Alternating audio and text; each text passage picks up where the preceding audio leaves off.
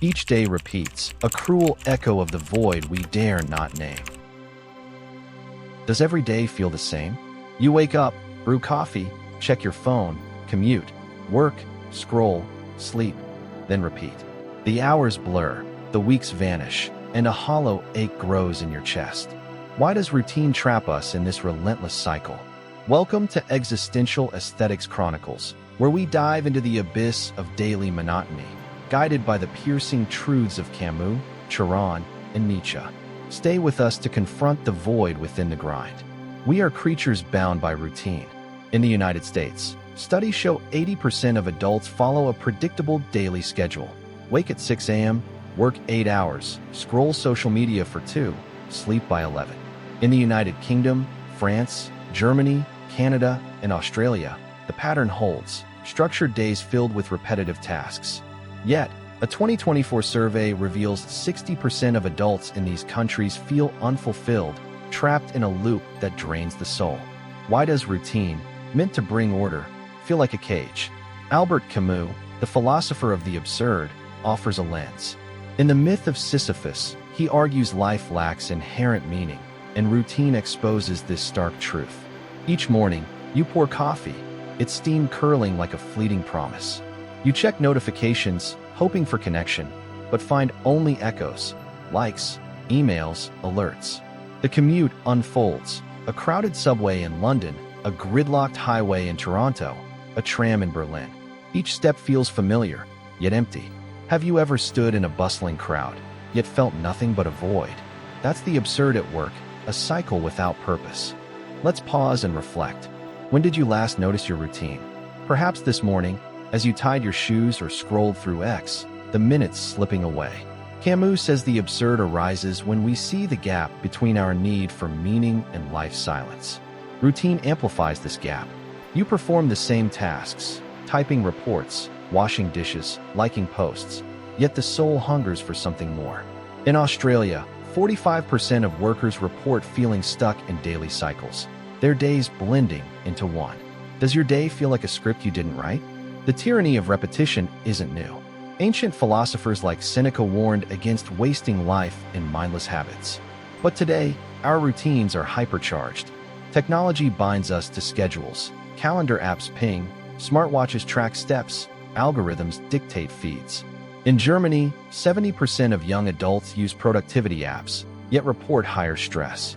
The irony is stark. Tools meant to free us tighten the chains. Have you ever felt your phone owns you more than you own it? Camus would nod. Routine is the absurd's cruel stage. Let's dig deeper. Routine isn't just habit. It's a confrontation with meaninglessness. Every repetitive act, brushing teeth, answering emails, waiting for a bus, reminds us of time's relentless march. In France, a 2025 study found 55% of professionals feel their days are indistinguishable. You sit at your desk, the clock ticks, the screen glows, and yet nothing changes. Camus calls this the absurd encounter. We crave purpose, but routine offers only repetition. Can you recall a moment when time felt like a weight, pressing you into the same day, again and again? The current generation feels this acutely. Social media promises novelty, but delivers sameness. You scroll through X or TikTok, seeing the same trends, the same faces, the same memes. In Canada, the average person spends 2.5 hours daily on social platforms, yet 65% report feeling unfulfilled. Older audiences know this too. Decades of work, family, chores, all blending into one long, repetitive blur. Have you ever closed an app, only to reopen it seconds later, chasing a spark that never comes? That's the absurd routine, a loop with no exit. This monotony isn't just personal, it's cultural. In the United States, the 9-to-5 grind dominates, with 60% of workers reporting repetitive tasks as their primary stressor. In the United Kingdom, baristas pour the same lattes, accountants file the same forms. Routine is a shared cage, yet it isolates. Camus asks, why do we persist? The answer lies in the absurd's paradox. We repeat because we fear the alternative, facing the void. Have you ever wondered what you'd do if routine stopped? The thought is dizzying, isn't it? Let's linger on this. Your morning coffee, your commute, your screen time. Each act is a ritual, a way to fill the silence.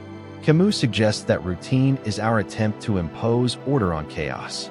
But the order is fragile. In Australia, 30% of young adults use mindfulness apps to cope with routine's weight. Yet the apps themselves become routine, another task, another tick on the clock. Have you ever tried to escape routine, only to fall into another? Camus would say that's the absurd trap, a cycle we can't outrun. Émile Cioran, the poet of despair, saw routine as a prison of the soul. And on the heights of despair, he writes, "Life is a monotonous agony, a repetition of nothingness.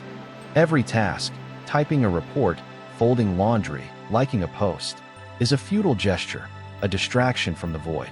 Cioran's words cut deep. Routine isn't just boring, it's a betrayal. You wake, you work, you sleep, and for what? Have you ever stared at your desk, wondering why you bother?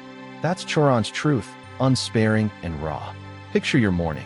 The alarm blares, you brew coffee, you check your phone. In the United States, 90% of adults start their day with a screen, yet 50% report feeling disconnected. Cioran would scoff at our rituals. He saw routine as a coward's escape, a way to avoid facing existence's emptiness. The dishes you wash, the emails you send, the steps you track, they're veils over the abyss. When did you last feel your routine was a lie, hiding a deeper truth? Cioran's disdain is brutal, but it resonates. In Germany and France, burnout rates are climbing, with 40% of workers citing repetitive tasks as a cause. The current generation feels this in endless notifications, each ping a reminder of sameness. Older audiences sense it in decades of routine, meetings, groceries, bills. Cioran argues that routine numbs us to the void, but it cannot erase it. Have you ever finished a day's tasks, only to feel emptier than when you began? That's the agony he names. Let's reflect further. Routine is universal, yet deeply personal. The barista in Sydney pours the same latte, the accountant in London files the same forms, the student in Toronto scrolls the same feeds. Cioran says these acts are meaningless because they repeat without progress. In The Trouble with Being Born, he writes, "To live is to repeat, and to repeat is to suffer." Your daily grind, whether in a cubicle, a classroom, or a kitchen, is a microcosm of this suffering. Can you name a routine that feels like a chain? The data backs Cioran's bleak vision. In the United Kingdom, 60% of workers report routine fatigue, a sense that their days lack purpose. In Australia, the rise of mindfulness apps suggests a desperate search for meaning in repetition. Cioran offers no solutions, only clarity. He demands we face the void. Routine is not a path to meaning, but a mirror of its absence. Have you ever paused mid-task, struck by the futility of it all? Cioran dares you to linger in that moment. Consider your evening routine. You cook dinner, watch a show, scroll X. In Canada, 70% of adults follow this pattern, yet 45% feel unfulfilled. Cioran would say these acts are distractions, keeping us from the truth. Life is a cycle of nothingness. He rejects the comfort of routine, calling it a delusion. Have you ever felt your evening rituals were just noise, drowning out a deeper silence? That's Cioran's challenge, to see routine for what it is. This clarity is daunting, but it's a gift. Cioran's philosophy strips away illusions. Your commute, your chores, your notifications, they're not progress, but repetition. In France, 50% of young adults report feeling trapped in daily schedules. Cioran asks, why do we keep going? His answer is stark, because we fear stopping. To pause is to face the void, the emptiness routine conceals. Can you sit with that emptiness, or do you rush back to the grind? Let's explore a story. Maria, a teacher in Berlin, grades papers every evening. The same questions, the same mistakes, year after year. She told a 2025 survey, "I love teaching, but the repetition kills me." Cioran would nod. Her routine is a microcosm of existence. Effort without end, progress without purpose. Have you ever felt like Maria, pouring energy into tasks that vanish into sameness? Cioran says this is life's core, a truth we must confront. Friedrich Nietzsche offers a different perspective, one that challenges us to the core. In Thus Spoke Zarathustra, he introduces the concept of eternal recurrence. What if this day, this moment, repeats forever? Imagine your morning alarm, your coffee, your commute, looping infinitely. Nietzsche asks, would you embrace your life's every moment or curse it? Most of us recoil. In Canada, 50% of young adults report feeling trapped in daily routines, unable to imagine them eternal. Have you felt the weight of a day you'd rather forget? Let's linger on Nietzsche's idea. Picture your day. You wake, you work, you scroll. Now imagine it repeating forever. In Germany, a 2025 study found 60% of professionals dread their daily tasks. Nietzsche's eternal recurrence forces us to confront this dread. If this day is your eternity, can you love it? He argues that true strength lies in saying yes to the cycle, embracing even its pain. Have you ever found joy in a repetitive task, like a fleeting moment of peace? That's Nietzsche's challenge. The eternal recurrence isn't just a thought experiment, it's a mirror. Your routine, your emails, your errands, your notifications, is a microcosm of your life. In the United States, 75% of workers follow the same schedule daily, yet 60% feel unfulfilled. Nietzsche asks, can you affirm this life? Most of us struggle. The current generation scrolls endlessly, seeking escape, while older audiences grind through decades of sameness. Have you ever wondered if your day defines you? Nietzsche says it might. Let's reflect on a moment. When did you last feel trapped by routine? Perhaps it was this morning, stuck in traffic, or last night, scrolling through X. In Australia, 40% of young adults report routine anxiety, a sense that their days are on a loop. Nietzsche's eternal recurrence asks us to face this loop head-on. Can you embrace your day, knowing it might repeat forever? It's a daunting question, one that forces us to look at our lives with brutal honesty. Nietzsche's philosophy is not despairing, it's defiant. He urges us to create meaning within the cycle. In the United Kingdom, mindfulness practices are rising, with 35% of adults seeking purpose in daily tasks. Imagine finding beauty in your commute, your coffee, your chores. Nietzsche says this is possible, but it requires courage. Have you ever found a spark of joy in routine, like a perfect sunrise on your drive? That's the eternal recurrence's promise, a life affirmed despite its repetition. Consider a story. James, a barista in Sydney, makes the same latte every day. He told a 2025 survey, I hate the sameness, but sometimes a customer's smile makes it worth it. Nietzsche would see this as a small victory, a moment of affirmation. Your routine, too, holds these moments, fleeting but real. Can you find them, or do you let the grind bury them? Nietzsche dares you to choose joy, even in the face of eternity. Jean Baudrillard takes us deeper into the modern routine. In Simulacra and Simulation, he argues our lives are shaped by hyperreality, a world where reality is replaced by signs. Your routine, your calendar app, your smartwatch, your social media feed, is a simulation, a script you didn't write. In the United Kingdom, the average person spends 3 hours daily online, yet feels emptier. You post, you like, you repeat, yet the void grows. Have you ever scrolled mindlessly, hoping for meaning? Let's explore this. Your phone pings with notifications, work emails, X posts, reminders. In Canada, 70% of adults check their phone within 10 minutes of waking. Baudrillard says these are not connections, but simulations. Your routine is a performance, dictated by algorithms and schedules. The current generation knows this. Endless scrolling, yet no fulfillment. Older audiences feel it in repetitive tasks, like filing reports or cooking dinner. Have you ever felt your routine is a stage, and you're just playing a part? The hyperreal routine is relentless. In France, 60% of workers use productivity apps, yet report higher stress. Your smartwatch tracks steps, your app tracks tasks, but do they track meaning? Baudrillard argues they don't. Routine becomes a cycle of signs, likes, deadlines, notifications, without substance. In Germany, 55% of young adults feel their days are scripted by technology. Have you ever felt like a puppet, pulled by your phone strings? Let's pause. Think about your last notification. Did it spark joy, or just another task? Baudrillard says our routines are hyperreal because they prioritize image over reality. You post a photo, you get likes, but the soul remains untouched.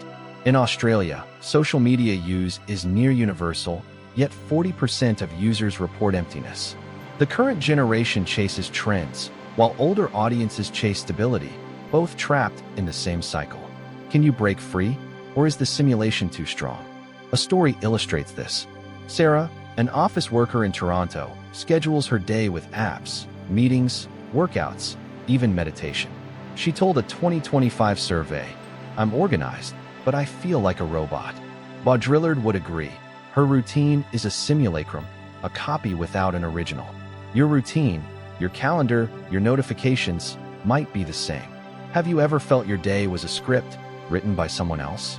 Baudrillard says that's the hyperreal trap. Camus returns us to the absurd, but with a twist. In the myth of Sisyphus, he writes, "One must imagine Sisyphus happy. Routine is absurd, but we can defy it. Accept its emptiness and find joy in defiance." In Australia, mindfulness apps are surging, with 40% of adults seeking meaning in daily tasks. Imagine finding beauty in your commute, your coffee, your chores. Have you ever found peace in a repetitive moment, like a quiet walk home? That's Camus' absurd joy. Let's reflect. Your routine, your alarm, your work, your scrolling, is a rock you push, like Sisyphus. Camus says we can smile at the rock, knowing it will roll back. In the United States, 35% of young adults practice mindfulness to cope with routine. Older audiences find it in small rituals, gardening, reading, cooking. Can you find beauty in the grind, or does it crush you? Camus dares you to choose happiness, even in repetition. Consider a story. Emma, a retiree in London, knits every evening. She told a 2025 survey, "It's the same stitches, but it calms me." Camus would see this as absurd defiance, a small act of meaning in a repetitive life. Your routine holds these moments, too. Have you ever found joy in a task you once hated? Camus says this is possible, but it requires embracing the absurd. Can you smile at your rock, knowing it will never stay? Let's linger on this idea. Routine is a paradox. It traps us, but it's also a canvas.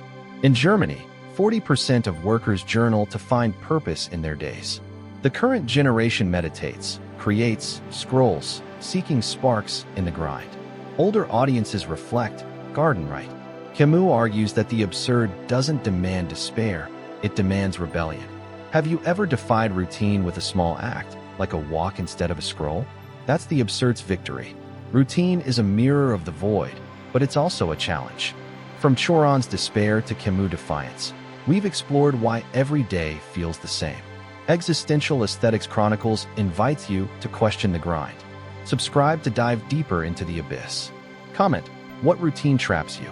Let's face the void together.